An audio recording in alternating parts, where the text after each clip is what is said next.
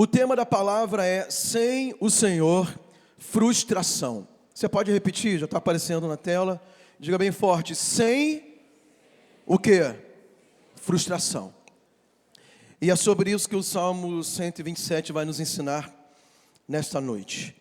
Antes de nós lermos, feche seus olhos, vamos estar fazendo uma oração. Espírito Santo, te pedimos direção, sabedoria, unção e autoridade para ministrarmos a Tua palavra. Fale conosco, transforme cada um aqui presente, através do poder da palavra do Senhor, que é a água que nos purifica, é o alimento que nos sustenta, é a cura que precisamos. Tua palavra está carregada de unção, de poder, de autoridade, Senhor, e dela nós precisamos para viver. Então, Deus, faça a Tua obra e cumpra o Teu propósito. Toda e qualquer distração, toda e qualquer incredulidade, toda dúvida seja repreendida agora, nossos corações estejam submissos à Tua palavra, nossos ouvidos sensíveis à Tua voz, para que possamos receber o que o Senhor tem para cada um, nesse momento, em nome de Jesus. Diga amém. Salmo 127. Se o Senhor não edificar a casa, em vão trabalham os que a edificam. Se o Senhor não guardar a cidade, em vão vigia a sentinela.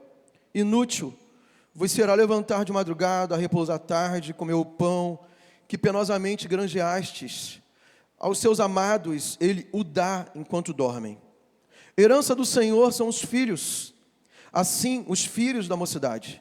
Feliz o homem que enche deles a sua aljava, não será envergonhado quando pleitear com os inimigos a porta. Esse salmo, o Salmo 127, que nós acabamos de ler, ele é conhecido como o Cântico de Degraus. Na verdade, ele faz parte de uma sequência de salmos, de uma seção no livro de Salmos, que tinha essa finalidade.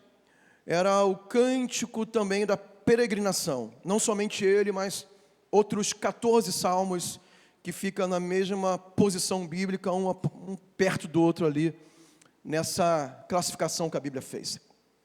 Foi um salmo que possivelmente Salomão escreveu. Segundo os teólogos, eles acreditam que Salomão tenha escrito esse salmo. E o que eu aprendo, principalmente nesse salmo, é voltarmos a colocar o Senhor no lugar de onde Ele nunca deveria ter saído e nunca deve sair, do centro do universo, do centro da sociedade e do centro das nossas vidas. Hoje nós vivemos um tempo, e não somente hoje, isso vem de séculos após séculos, alguns movimentos que nós veremos logo em seguida, aonde Deus tem sido tirado dessa posição central da história, dos acontecimentos, do seu trono, acima de todas as coisas. Afinal, Ele é o Criador de tudo, Ele é soberano sobre tudo, mas na nossa sociedade o homem tem trabalhado para colocar a si mesmo no centro e tirar o Senhor do trono que Ele é digno de se assentar, que pertence a Ele, e dele governar todas as coisas. É claro que nós vamos falar isso de modo muito pessoal, de como nós faremos isso nas nossas próprias vidas. Não adianta a gente clamar, a gente orar e reivindicar o reinado de Deus, o reinado de Jesus sobre nossa cidade, sobre a nossa nação, sobre as nações, sobre todo o universo, se primeiramente Ele não governa o nosso dia a dia. Se ele primeiro não governa as nossas decisões, sejam elas as mais simples que você possa considerar. Se você não colocá-la em primeiro lugar, não faz sentido você achar que Ele deva governar outra coisa a não ser a você mesmo. Então esse salmo, ele tem muito sobre esse sentido. E ele é separado em pelo menos duas etapas. Ele tem dois momentos ali importantes. O primeiro ele fala sobre o trabalho e o segundo ele fala sobre a família. E nós vamos aprender também que todo o trabalho e tudo que nós podemos acumular aqui na terra e promover aqui na terra não faz sentido se não for para a família. Quantos concordam comigo? Então nós vamos ver como é que funciona esse salmo. Quando eu falo desse movimento social, filosófico, ideológico, que quer tirar Deus do centro e colocar o homem, isso não é de hoje. Isso acontece nos dias atuais. Isso está presente, por exemplo, de uma forma muito sutil, nos famosos livros que são os mais vendidos da atualidade, intitulados e classificados como livros de autoajuda. Isso está nos discursos e nos cursos e nos ensinamentos dos coaches comportamentais. E eu já quero fazer aqui abrir um parênteses para dizer que eu não tenho nada contra os livros de autoajuda e também não tenho nada contra alguns coaches. Respeito até algum deles. Mas se você parar para fazer um resumo sobre o discurso que está nesses livros, que está também nos ensinamentos dessas pessoas, algumas delas até se intitulam cristãs, inclusive cristãs evangélicas, mas mesmo assim são discursos desprovidos da presença de Deus. E eu não sei se fazem propositalmente ou também se estão nessa cegueira espiritual, de qualquer forma querendo ajudar pessoas, mas não tem como ajudar sem a presença de Deus. Porque, como é o título da mensagem, sem o Senhor, frustração. Esse movimento foi muito forte no século XIV, no século XV, e foi chamado de humanismo, um movimento filosófico, um movimento intelectual e artístico, no qual se levantaram artistas, pensadores, filósofos, intelectuais, e eles se levantaram para confrontar a sociedade daquela época, que era uma sociedade da Idade Média feudal, no qual uma das características dessa sociedade era a hegemonia da igreja. Pastor, mas isso é ruim? Naquela época era muito ruim, porque era uma igreja corrompida completamente. Corrompida pelo dinheiro, corrompida pelo poder, corrompido pelas nuances contraditórias da política mal feita. Então esse movimento, de qualquer forma, ele vai confrontar algo que estava acontecendo de muito errado na sociedade. Se você lembrar um pouco dos seus estudos aí de história geral, no seu ensino médio, ou até na faculdade, para quem fez humanas, você vai lembrar como era essa sociedade. A igreja estava juntamente com as monarquias e se misturava o papel do Papa com o papel dos governantes, dos reis, e eles ditavam as regras da sociedade, mas naquela época a Idade Média ficou conhecida como a Idade das Trevas, porque havia muita ignorância no meio do povo. Por que ignorância? Porque mais de 90% da população era analfabeta. Porque a Bíblia, ela não era disponível às pessoas. E as Bíblias, ou os escritos antigos disponíveis, era ou no original, ou era no latim, mas as pessoas já não entendiam mais o latim.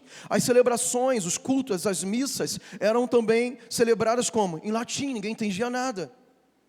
E o próprio Jesus disse, e conhecereis a verdade vos libertará, mas quando você não conhece a verdade, você é escravizado pelos enganos. E era isso que acontecia. Então esse movimento cultural, histórico, filosófico, chamado humanismo, ele começa a combater essa sociedade feudal, corrompida, que tinha um estereótipo de religiosidade, mas não tinha nada de Deus também. Estava tudo muito errado. Aqueles religiosos vendiam salvação, perdão de pecados. Existiam pessoas que viviam disso, de comercialização de produtos que prometiam perdoar pecados. Vendiam salvação, vendia terreno no céu.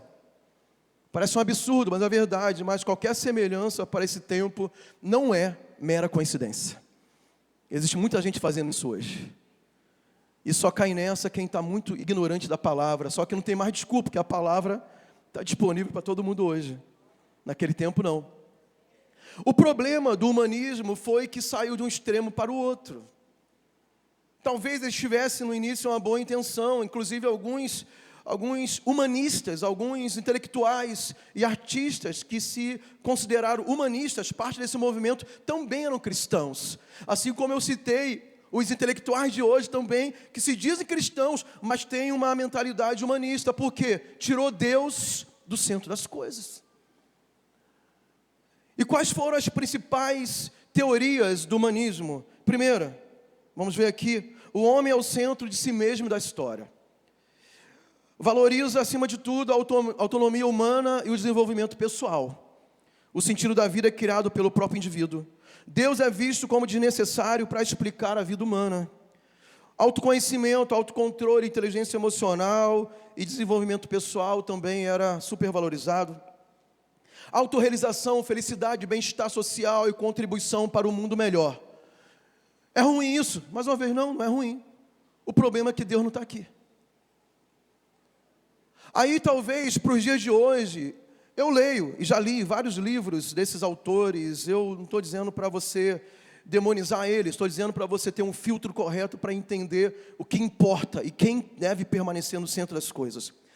E tem uma frase que eu já li várias vezes nesses livros, desses autores, que também se dizem cristãos e são mestres, são os coaches da atualidade. Vê se você conhece essa frase aqui. Seja protagonista da sua vida, capitão do seu passado e piloto do seu futuro. Quem já ouviu? Quem já leu? Muita gente. É isso que eles falam, mas eu pergunto para você, onde está Deus nessa história? Sou eu que serei protagonista da minha história? Ou Deus está entronizado na minha vida e Ele é a pessoa mais importante que vive em mim, reina em mim e Ele que dita as ordens? Eu que serei o capitão da minha história, ou vou entregar o comando e o controle para Ele? Eu que serei, aqui o que ele fala, o piloto do meu futuro, ou vou entregar a direção da minha vida para Ele? Porque quando a gente olha essa frase, parece uma frase, entre aspas, muito linda, sabe? Porque ela te motiva, ela te coloca para cima, ela te faz acreditar. As pessoas pagam milhares e milhares de reais para ir em eventos desse tipo, que eu não estou dizendo que seja de todo ruim. Mas as pessoas saem muito mais estimuladas do que transformadas. Porque voltam para casa, elas têm que se deparar com a realidade da vida. E de fato, irmãos, nós, seres humanos, não temos controle nenhum, nem sobre um minuto seguinte da nossa existência. O que nós temos que aceitar na realidade, que um ser microscópio, um vírus, uma bactéria, um fungo, pode matar a gente. A gente viu aí, 3 anos atrás, como um vírus dizimou uma parte da existência humana, e foi um terror. Então, quando nós somos estimulados a acreditar que nós estamos no protagonismo, que nós estamos no comando, que nós estamos no controle, você sai empolgado porque é tudo que nós queremos ouvir. Mas não é uma verdade absoluta para aquele que crê na palavra de Deus. O apóstolo Paulo vai nos mostrar a verdade sobre isso. Colossenses capítulo 1, versículo 15 a 19, eu vou ler. Este é a imagem, falando de Jesus, este é a imagem do Deus invisível, o primogênito de toda a criação. Pois nele foram criadas todas as coisas nos céus e sobre a terra, as visíveis e as invisíveis, sejam tronos, sejam soberanias, quer principados, quer potestades. Tudo foi criado por meio dele e para ele. Ele é antes de todas as coisas. Ele é antes de todas as coisas, nele tudo subsiste, Ele é a cabeça do corpo, da igreja, Ele é o princípio, o primogênito de entre os mortos, para em todas as coisas ter a primazia, porque aprouve a Deus que nele residisse toda plenitude. Eu vou ler tudo de novo, porque os irmãos não entenderam, eu acho. Eu esperei um amém, glória a Deus, um aplauso para Jesus, e vocês não fizeram isso. Você está vendo o contraste entre a realidade do que é a vida com Jesus, do que Ele representa, onde Ele deve ocupar a sua posição, e do que é falado, é anunciado aí fora. Nós não somos o centro das coisas. Nós não temos o comando de nada. Eu não sou contra você ser alguém determinado, ser perseverante, ser resiliente. Eu acredito tudo nisso. Mas de fato, na minha vida, eu espero que na sua também, quem habita no trono e comanda e controla e é o rei sobre todas as coisas, tem um nome. O nome dele é Jesus. E ele é coroado, entronizado, ele tem toda a majestade. Não dá para viver sem ele. O tema dessa mensagem, sem o Senhor frustração, é meio parecido, Michel, com aquela música lá dos anos 90, da vigília do Marcos Góes, Salmo 125. Os que confiam no Senhor, lembra? São como um monte de Sião, que não se abalam, mas permanecem. Salmo 125. Aí no final, não dá, sem Jesus não dá. Só os raízes, só os dinossauros sabem essa música aí. Eu sou um deles. Só de 40 a mais vai lembrar. É a mesma coisa, não dá, sem Jesus não dá. Você pode dizer para o teu irmão, vira para ele e falar assim, irmão, não dá, sem Jesus não dá. Depois disso, dá um aplauso bem forte ao Senhor.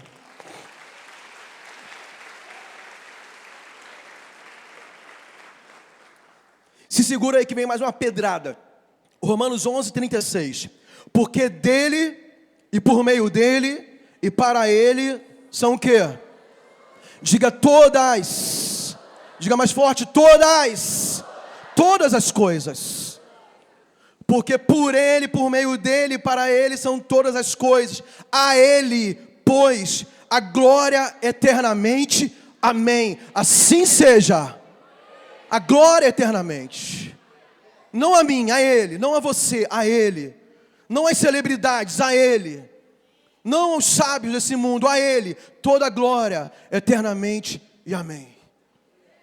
E o Salmo 127, ele vai falar sobre isso. Primeira coisa, ele diz, se o Senhor não edificar a casa, versículo 1, em vão trabalham os que a edificam. Se o Senhor não guardar a cidade, em vão vigia a sentinela.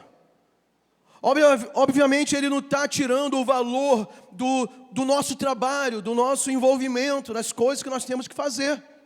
Deus não vai fazer aquilo que você deve fazer. É necessário ter o trabalhador para construir a casa, para edificar alguma coisa, o pedreiro, o arquiteto, o engenheiro. Tem que ter o vigilante, lá na porta da cidade, na sua casa, no banco, aonde precisa dessas figuras para guardar as coisas. Mas todo esse trabalho, ele é em vão.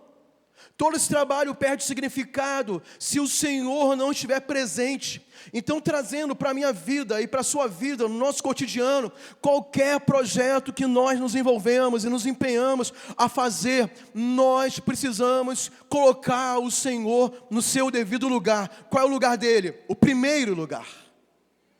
No centro. Nós temos que inverter algumas ordens que a maioria de nós, eu creio, está vivendo no piloto automático, e nós somos pessoas e crentes reativos. O que é isso? Nós só reagimos ao caos. Nós vamos clamar a Deus quando estamos desesperados, porque nós já tentamos todas as outras alternativas antes de clamar a Deus. Ficou doente, tomou remédio, procurou o médico, procurou a internação, procurou tratamento alternativo, foi em todo lugar, e só depois você se lembrou de orar. Talvez quando a medicina não te respondeu, o médico não te deu um bom diagnóstico, você está desesperado e você vai lembrar. Agora eu pergunto, por que nós não clamamos a Deus antes? Não estou dizendo que Deus não vai usar os profissionais, não estou dizendo que Deus não deu conhecimento e ciência hoje para a gente desfrutar. Tem tudo isso, tem muito medicamento bom hoje. Mas porque nós, como crente, não oramos primeiro? Às vezes as pessoas estão em projetos financeiros, de trabalho, sabe? E às vezes questões de buscar recursos e créditos para fazer coisas. Aí você vai em todo lugar, vai no banco, vai no amigo, vai no AJ não, vai em qualquer outro lugar. Aí depois que a tua vida está ameaçada, teu nome está sujo, está pagando juros terrível, todo enrolado. Aí você vai lembrar de orar, Deus tem misericórdia de mim, faz um milagre. Porque você não orou antes pelo Deus da provisão? Porque você não chamou o Senhor para edificar a casa contigo? Para guardar a cidade? Tem uma canção antiga, eu estou muito nostálgico hoje. Essa é mais antiga que a outra ainda, para você ver como eu sou velho, irmãos. Né? Tem uma cara de novinho, dizem, né? Sou velho, estou ficando. Esse só os mais antigos, Michel, esse é mais antigo ainda. Vencedores por Cristo. A maioria nem conhece. Que diz assim: é teu, somente teu, todo o trabalho. E o meu trabalho é descansar em ti. Tem algum crente dessa época aqui? Olha, tem vários. né? Como é que é essa música mesmo? É teu, somente teu, todo trabalho. E o meu trabalho é descansar em ti.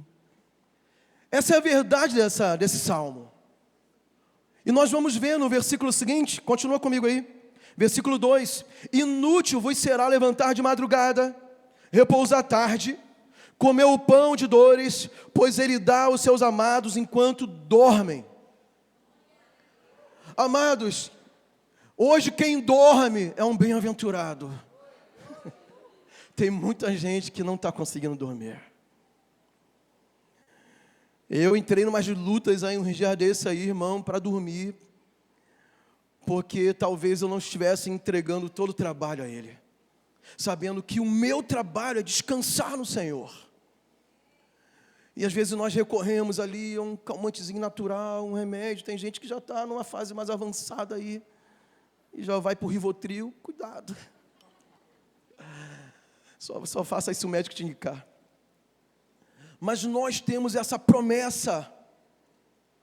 Nós temos essa promessa. O texto está dizendo, o salmista, que possivelmente era Salomão, ele está dizendo, inútil é toda essa preocupação, inútil é todo esse esforço. Não está dizendo que você não deva trabalhar, mas tem gente que quer se garantir na força do seu braço. Tem gente que vai trabalhar 14, 16 horas por dia, que vai até quase depois de meia-noite, acorda 4 horas da manhã, uma correria, sabe? É igual aquele cachorro que fica correndo atrás do próprio rabo. Nunca acaba, nunca se encontra, nunca define nada. Por quê? Porque não colocou o Senhor no centro. Existem fases na vida, certamente, já passei muito por isso, que a gente vai se esforçar mais, a gente vai trabalhar mais, vai ter que estudar, os jovens principalmente, estágio, faculdade, trabalho para sustentar, é normal, mas eu estou dizendo que não adianta você ter todo esse esforço, se o Senhor não estiver contigo, edificando os teus projetos, se Ele não estiver guardando você, se Ele não estiver caminhando contigo. E somos nós que devemos abrir espaço para Ele ocupar esse lugar. Está lembrado do texto de Apocalipse 3, versículo 20? Jesus dizendo, eis que estou à porta aí, bato. Se alguém ouvir a minha voz e abrir a porta. Quem que ouve? Diga, eu. Diga mais forte, eu. Quem abre a porta? Aí depois o quê? Ele entra. Mas se você não ouvir, se você não discernir a voz, se você não abrir a porta, Ele não vai te forçar a fazer nada. E Jesus está falando, eu quero entrar, eu quero fazer morada, eu quero governar, eu quero te direcionar. Eu sou um bom pai para você. Eu sou um Deus de amor. Eu tenho projetos para a sua vida. Porque você não deixa eu entrar e ocupar o meu lugar de direito. Eu paguei por tua vida, eu paguei com o meu sangue. Eu morri na cruz por você. Eu tomei autoridade e você é minha propriedade. Mas mesmo assim, Ele nos deu liberdade de escolher. Porque não simplesmente nós abrimos a porta e falamos, Deus, eu preciso que o Senhor entre na minha vida, me dando orientações, direção, respostas, milagres. Porque tem gente que realmente não está dormindo mais, preocupado com o dia de amanhã. O que é isso? Ansiedade. Dorme preocupado com os boletos que estão para vencer, dorme preocupado com os perigos que há na sociedade, dorme preocupado com a política brasileira, dorme preocupado com um montão de coisa, um acúmulo, é uma sobrecarga, é uma mochila cheia de pedras nas costas. Mas Jesus, Ele faz uma proposta, lá em Mateus 28, versículo 11, fala assim, vinde a mim todos vós que estão cansados, sobrecarregados. Tem gente sobrecarregada. E Jesus está falando assim, tomai sobre vós o meu jugo e aprendei de mim, que eu sou manso e humilde de coração, porque o meu jugo é suave e o meu fardo é leve. Eu vou dividir esse peso contigo, eu vou carregar a parte mais pesada. Você não vai sair do projeto, mas coloca sobre mim o teu peso, porque eu consigo mais que você. Mas mesmo assim, tem pessoas que querem caminhar por conta própria. E nessa noite Deus está nos alinhando, sabe? Não apenas nos posicionando, mas fazendo que nós posicionemos Ele, alinhando Ele no centro das nossas vidas. Quem está entendendo, diga amém. Dê mais um aplauso bem forte ao Senhor.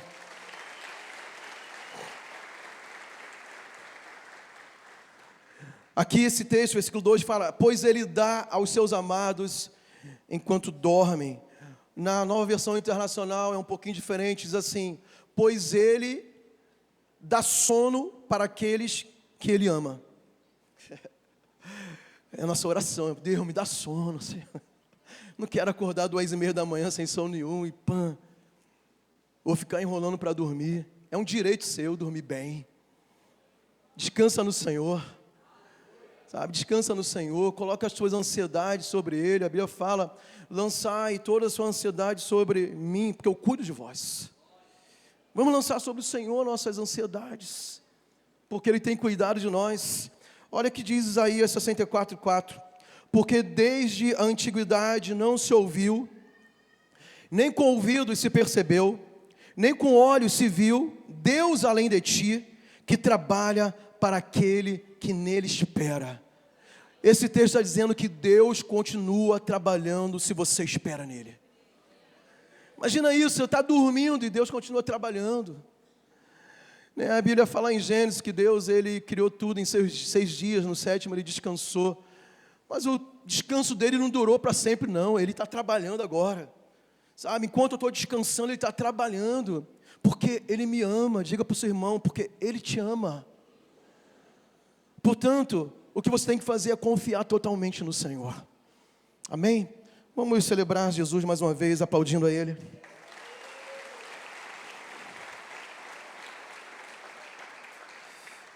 A segunda parte do Salmo é a parte sobre a família. E é um assunto muito sensível falarmos sobre família e sobre filhos principalmente. Quantos são pais e mães aqui? Olha, grande parte da igreja. Eu não sei você, mas possivelmente a maioria de nós que temos filhos, eles ocupam a maior parte das nossas orações e nossos jejuns e nossas preocupações. Quem concorda com isso? Porque é muito sensível a questão de filhos, né?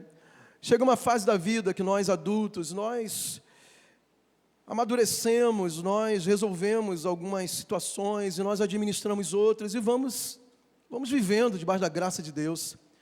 Mas a gente fica com aquela preocupação sobre nossos filhos, como é que vai ser o futuro deles? Será que eles estão seguros lá na escola, naquele período que eles ficam lá? Que tipo de amizade que eles estão fazendo e que tipo de pessoas que eles estão convivendo? Como é que será o futuro casamento deles? Como é que eles vão deslanchar no ministério? Qual a profissão que eles vão escolher? Será que eles vão ter capacidade de prosperar sem o auxílio dos pais? Então tudo isso move o nosso coração como pais e as mulheres como mães. E aqui a Bíblia está falando, o salmista está falando sobre como nós devemos enxergar os nossos filhos. Como nós devemos projetar o futuro deles. Primeiro fala que os filhos são herança do Senhor e o fruto do ventre, o seu galardão para nós. Nós temos que entender que isso Deus nos deu. Os filhos foram Deus que nos deu. Foi Deus que nos deu, perdão. Nós recebemos os filhos como herança, como galardão. O que é galardão? É um prêmio. Tem muita gente que enxerga o filho como um peso, sabe? Como algo muito difícil de lidar. E eu quero dizer que certamente a culpa não é do filho, em tese. Em algum momento, pode ser que se isso está acontecendo com algum pai aqui, eu com muita sensibilidade quero dizer que talvez você tenha falhado em algum momento, se teu filho se tornou um peso para você. Não posso garantir, mas nós temos que assumir nossas responsabilidades, veremos aqui. A forma de enxergar, então, nossos filhos é como algo precioso que Deus nos deu. Como é que você guardaria uma herança que o teu Pai Celestial te deu? Você ia desperdiçar a tua herança com qualquer coisa? Você ia fazer pouco caso dessa herança que o Senhor te deu? Você ia desprezar e deixar para lá e deixar para qualquer pessoa ter acesso sobre aquilo que foi o Senhor que te deu? Não. Nós vamos guardar, nós vamos proteger, nós vamos valorizar. E como pais, nós precisamos enxergar nossos filhos desse jeito. Em seguida, no versículo 4 e 5, diz: como flechas na mão do guerreiro, assim os filhos da mocidade. Feliz o homem que enche deles a sua aljava. Ele está dizendo então uma comparação que os filhos são como flechas. Se você ler o Salmo 128, que é o Salmo seguinte, ele também vai falar sobre os filhos. E ele vai dizer que os filhos são como brotos de oliveira ao redor da mesa. São duas comparações diferentes. No caso das flechas, eu aprendo que flechas não são como brotos de oliveira, não é algo, sabe, que a natureza ela produz, embora nossos filhos sejam produções biológicas.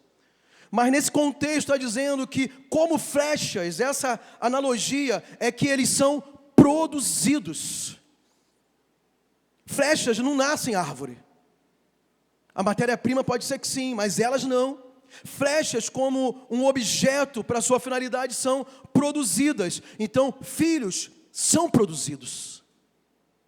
Filhos, eles são manipulados no sentido que você vai ter que colocar as suas mãos e demandar um esforço para você produzir essas flechas para o objetivo pelo qual eles foram feitos. E flecha na mão de um guerreiro não é um objeto decorativo. Alguns anos atrás, nas primeiras vezes que eu vim para a Amazônia, eu fui morar na fronteira, então era perto de aldeias indígenas, eu lembro, um arco e flecha indígena na minha parede, mas era só uma decoração. Porque eu não sou um guerreiro indígena. Eu não ia usar arco e flecha para nada, só para decorar minha parede. Mas um arco e flechas na mão de um guerreiro tem uma finalidade. Em algum momento vai ser usado, em algum momento vai ser lançado para algo muito importante.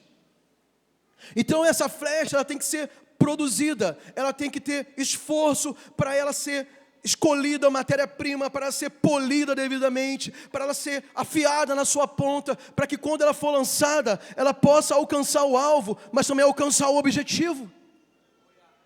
Então não ache que a criação dos seus filhos vai ser aleatória, que você não vai ter que se esforçar, que você não vai ter que se dedicar, que você não vai ter que investir tempo, recursos, paciência e fé e oração. Porque se você não estiver disposto a fazer isso, o que deveria ser uma flecha, pode até ser uma flecha, mas vai ser uma flecha totalmente desajustada. Ela não vai chegar no destino. Ela vai ser desperdiçada pelo meio do caminho. E tem muitos pais que não têm a visão sobre isso. Irmãos, criar filhos não é fácil. Quantos concordam comigo? Cada vez mais desafiador. E não tem fase fácil. Às vezes pergunta para a gente, né, agora que nós somos pais de adultos, qual foi a fase mais fácil? Eu falei, teve fase mais fácil? Se teve, não me avisaram. Passou desapercebido. Quando é bebê é uma coisa, quando é criança é outra, adolescente, jovem, adulto que está tomando as decisões do seu futuro, casamento, trabalho, vai morar sozinho, vai mudar de cidade. Não tem fase fácil, é trabalhoso. Mas assim como nós aprendemos no início sobre os assuntos de trabalho, de construção da casa, de guardar a cidade, da mesma forma, nós devemos e podemos chamar Deus para nos auxiliar nessa tarefa, na verdade, entronizá-lo na nossa família, para que nós sejamos esses guerreiros capacitados para tirar essas flechas na direção, não que nós queremos, mas na que Ele quer que essas flechas alcancem. E para isso tem que ter o governo de Cristo sobre nós. Tem que ouvir a voz de Deus, tem que orar, tem que buscar, tem que jejuar, tem que consultar a palavra, tem que ensinar. Provérbio 22, versículo 6, ensina a criança, ensina o seu filho no caminho que deve andar, porque mesmo quando envelhecer não se desviará dele. Promessa. E nós temos um trabalho a fazer quando pensamos que nossos filhos são essas flechas produzidas. Primeira coisa, eles precisam ser cuidadosamente moldados e formados. Cuidado. Tem que pegar uma por uma. Pegar as ferramentas, fazer o polimento, afiar a ponta da flecha, ver o peso certo, ver o material certo, guardar no ambiente certo, para ser usado também no tempo certo. Qualquer falha nesse processo pode comprometer o destino da flecha. Também nós temos que guiar essas flechas com habilidade e força. Não sei se você já viu ou já pegou num arco profissional. É pesado, irmãos, tem que ter força. Tem que ter força para retesar o arco, para você puxar e tensionar aquela corda, aquele cabo que vai lançar a flecha. Tem que ter força. Essa força não é desproporcional, não é violência, não é autoritarismo. Mas, amados, a minha preocupação com essa geração não é nem somente, originalmente, com os filhos, mas com os pais que não são pais que impõem a devida força para cuidar dos seus filhos. Eu já ouvi uma pesquisa uma vez que a maior queixa e reclamação da população carcerária é porque quando crianças, adolescentes e jovens não tiveram pais para lhes impor limites. E hoje nós vivemos um tempo que a criança, ela parece que é errado o pai impor limite para a criança.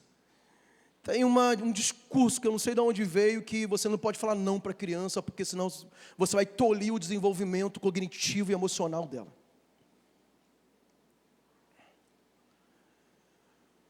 Mas todo mundo sabe que a vida não é um mar de rosas. E você não prepara o teu filho para ser lançado para o destino, porque ele não está pronto para isso. Se você não fizer a tua parte. E eu não estou falando de violência, mais uma vez, nem de autoritarismo, nem daqueles pais ultra severos, que não dão liberdade, que não têm diálogo, mas estou dizendo de pais que sabem ser firmes e fortes na medida certa, para que teu filho não perca a direção. Se até hoje você não conseguiu se impor na tua casa, no papel que Deus lhe deu, já que seus filhos são a sua herança, e o seu galardão, e são flechas na tua mão, na sua aljava, essa palavra vai te ajudar a você se posicionar da forma certa, e eu quero dizer que nem tudo está perdido. Tem muitos filhos de crentes que estão no mundo das drogas. Eu venho de uma cidade que infelizmente está tomada pelas facções criminosas, pelo tráfico de drogas, e a pior notícia que a gente pode ouvir sobre isso, é que a maioria dos chefes são filhos de crente. Enquanto a mãe estava 24 horas envolvida nas orações e no ambiente religioso, os filhos estavam se perdendo nas ruas, nas mãos dos traficantes. E não fizeram o seu papel. Tudo tem seu tempo. E a nossa responsabilidade é lidar com essas coisas. Os filhos precisam ser apontados e direcionados, pois não encontrarão direção sozinhos. Diga esse final comigo, repita, diga: não encontrarão direção sozinhos. Isso precisa de sensibilidade. Porque muitas vezes tem os dois lados da moeda, né? Tem pai que deixa o filho a ermo, não aconselha, não orienta, não ora, não dá direção nenhuma. E tem pais que querem decidir a vida do filho. Você tem que consultar a Deus. Não é a tua vontade, é a vontade de Deus. Você tem que ensinar teu filho a ouvir a voz de Deus. Você tem que expor o teu filho a um ambiente espiritual na tua casa, onde Deus fala, onde Deus faz milagres, onde Deus dá respostas. A gente errou muito com nossos filhos, mas eu tenho certeza que nós tentamos fazer o nosso melhor e nós expomos várias vezes eles a essa situação, momentos que eles estavam assim, em crise, indefinidos, em dúvida, essa fase da transição da adolescência para a juventude, acaba o ensino médio, qual faculdade, para onde vai morar, qual a profissão. Parece que o mundo vai acabar para o jovem, a pessoa tem 17, 18 anos de idade. Tanta coisa pela frente. Mas eles passam as crises. E chegou um tempo que a gente falou assim: vamos orar então para ter a resposta de Deus. Vamos fazer uma proposta de oração aqui, até Deus falar. E foi interessante que nós começamos a orar, dia após dia. Deus, dá uma direção, dá uma resposta, dá uma direção. Eu não sei o que falar para ele não sabe o que fazer. E Deus deu a resposta. Simples. Porque nós temos que expor nossos filhos a um ambiente espiritual onde Deus fala. Quantos creem que Deus continua falando? Deus vai falar na tua casa. Deus vai falar para você, Deus vai falar para o teu filho. Deus vai dar a resposta. Só quem crê, diga amém.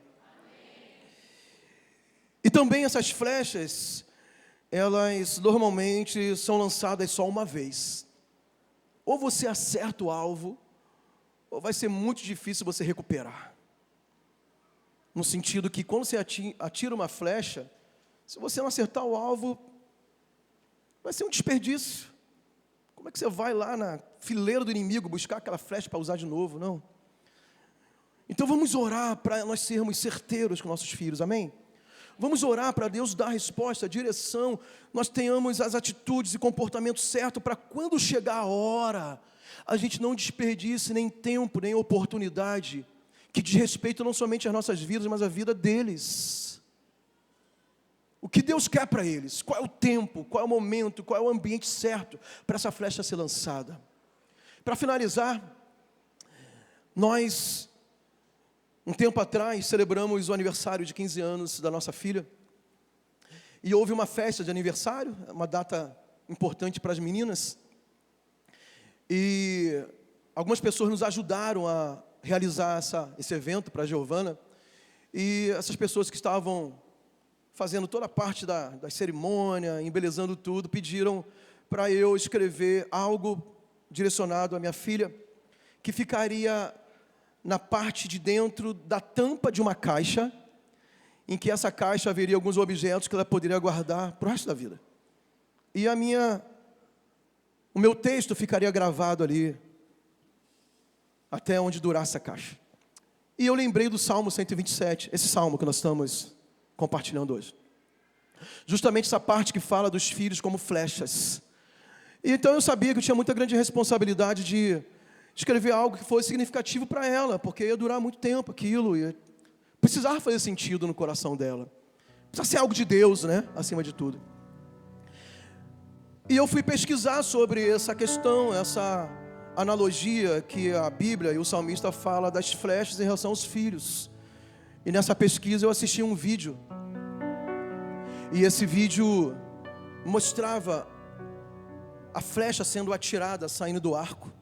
E era um vídeo em super slow motion, em super câmera lenta, super bem definido, em 4K. Naquela época era algo sensacional. E eu aprendi algumas coisas vendo esse vídeo sobre a flecha saindo do arco em direção ao alvo. Primeira coisa que eu aprendi, que essa flecha, quando ela sai do arco, ela vai rotacionando em torno do seu próprio eixo. Ela vai nesse movimento de 360 graus em torno do seu próprio eixo. Naquela imagem também eu aprendi que o movimento da flecha não é um movimento retilíneo na trajetória do arco até o alvo, porque tem influência do vento, do ambiente, do deslocamento que ela está fazendo, da força que ela foi lançada, da resistência do ar.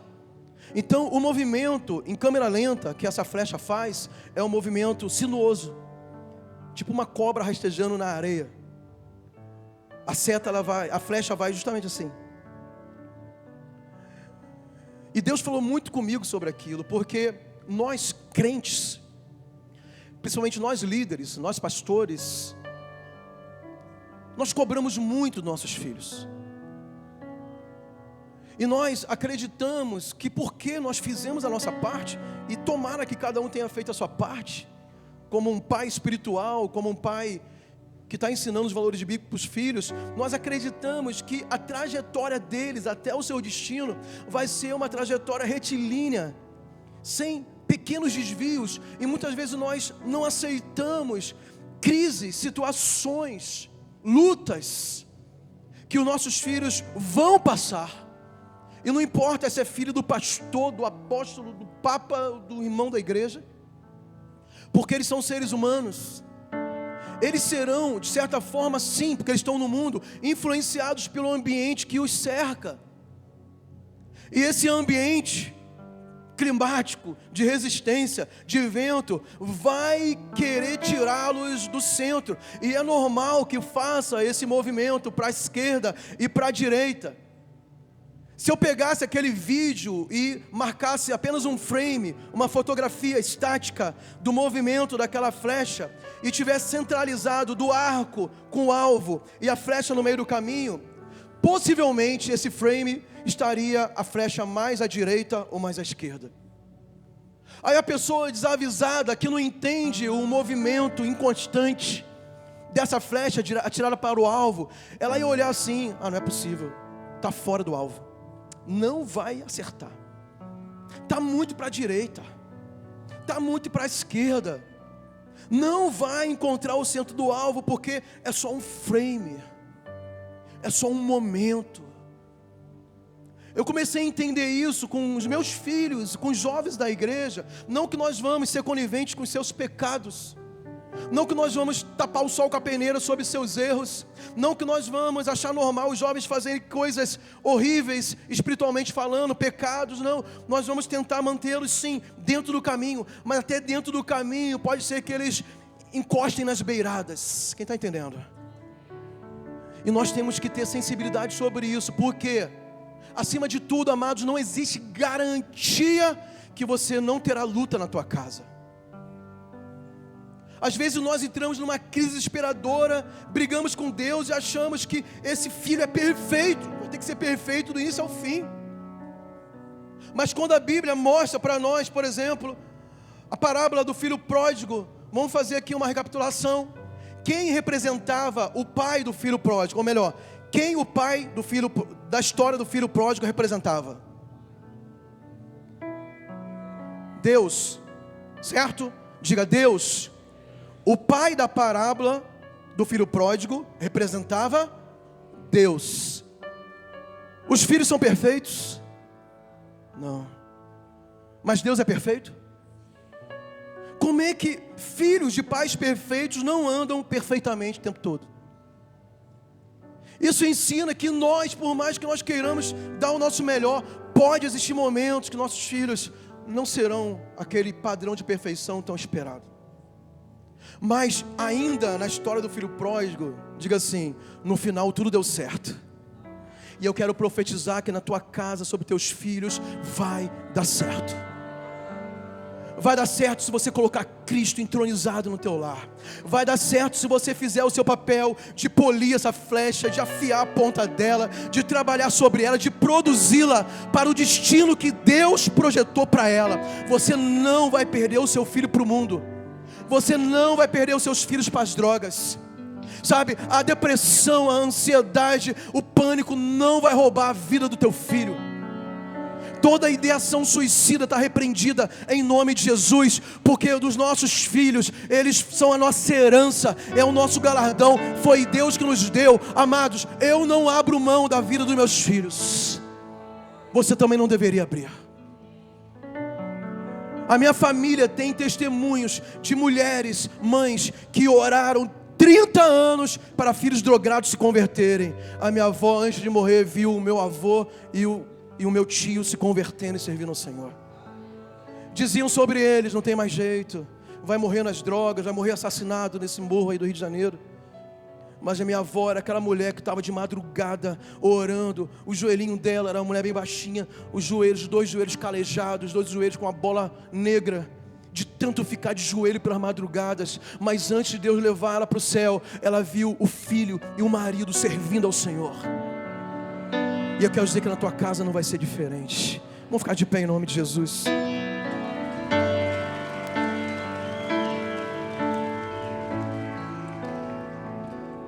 Vocês estão com pressa de ir embora? Não, né? O Flamengo já perdeu mesmo, né? Bora. Vamos orar, viu? Quem quer orar? Nós vamos levantar um clamor. Queria que você estivesse pronto para clamar a Deus nessa noite. Eu creio que nessa noite cadeias espirituais serão quebradas aqui. Eu vejo filhos voltando